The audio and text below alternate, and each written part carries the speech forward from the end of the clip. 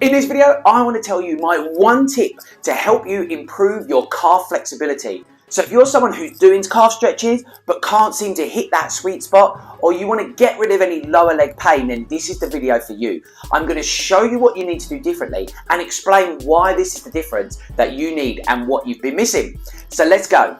Firstly, if you're new to the channel, my name's John. I'm the head therapist here at Jon W Sports Injury.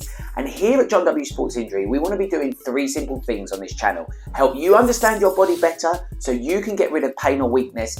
Ultimately, strive forward to hit your health and well-being goals. So in this one, we're going to be chatting about calf and how you can get more out of your calf stretches. So the calf is the lower leg. It's the part from and the back of the lower leg, I should have said, sorry. And we're going from the knee to the ankle. So firstly, incredibly common to have tightness in this area. We know that we need to be walking around a lot. We're aiming to get lots of steps throughout our day. And all that time that we're walking around, we're absorbing ground reaction force straight into that calf complex. So it can typically become very tight. And people often say to me, well, I do my calf stretches, but ultimately I can't seem to get rid of that calf tightness, or I want to get more flexibility out of the ankle. Now, the reason that I find that people are struggling to get those benefits are because we're only thinking of one of the muscles in that area and not two of the muscles in the area. And even, I'm going to go one step further in this video and say three of the muscles that are in that area. So within that calf complex, we have multiple muscles. We have our muscle called our gastrocnemius, perhaps the one that we would typically think of as our calf muscle. If someone was to grab the calf muscle, they would probably grab their gastrocnemius muscle. But we also have the soleus muscle in there that is incredibly important. And thirdly, our tibialis posterior. But the good news is, with just a simple tweak to the stretches you might already be doing, we can easily hit all three of those muscles. So we can really stretch out the complex rather than one muscle. And I'm going to show you those stretches now. And what people tend to find is when they make this tweak, my clients will often say things like, oh, that's the one. That's the feeling that I've been looking for. So I hope that this is going to be helpful for you.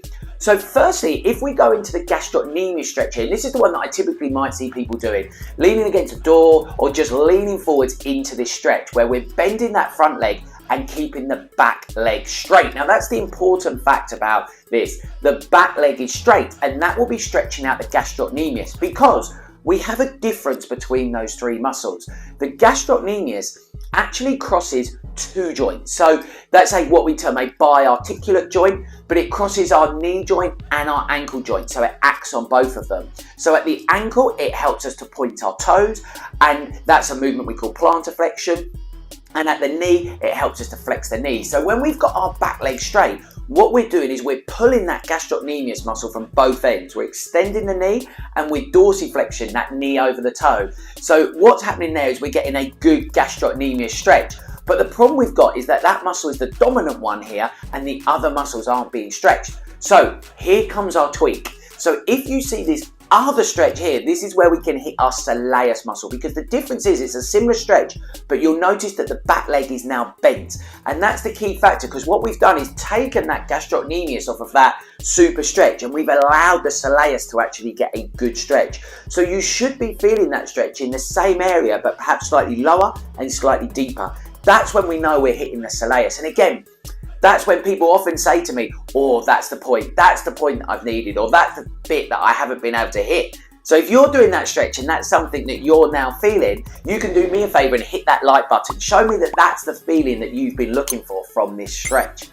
But what we want to be doing here then is knowing that we're getting a good stretch throughout the complex, but as I mentioned at the start of the video, I want us to go one step further and we're going to hit another deep muscle, which is called our tibialis posterior. So this is a muscle that runs along the back of the tibia, the main leg, lower leg bone, and posterior meaning back. So we know we're still in that complex behind the leg bones, if you like, or the lower leg bones. So what we can do is, you'll see in this stretch here, is we can take that soleus stretch and spin our heel outwards at the back. So the side that we're stretching, if we spin that heel out at the back, you should feel that now catching on that inside of that lower leg. So what we're doing here is hitting all three of the muscles throughout this stretching program. And again, if you're doing these stretches and you're finding that that's being helpful for you, you can hit that like button to show me that these are the sort of stretches that you want to be looking for.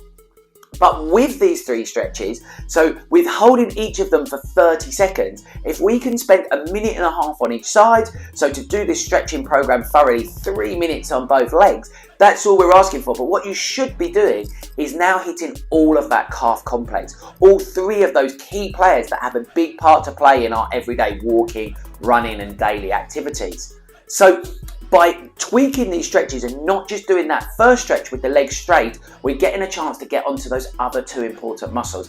And that's the key difference that I wanted to get across in this video for you. So you can take that away and go and get a really good, deep calf complex stretch program put together for yourself.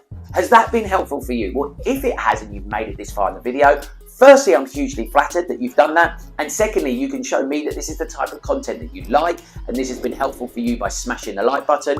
Because not only will that be helpful for me, but that's going to help others on YouTube get deeper into their calf stretches and make sure that we're not making this fundamental error of just stretching out one stretch. And have you subscribed to this channel? If you haven't subscribed, why not hit that subscribe button? Because that way I can keep you updated as soon as we drop new content to help you on your health and well-being journey.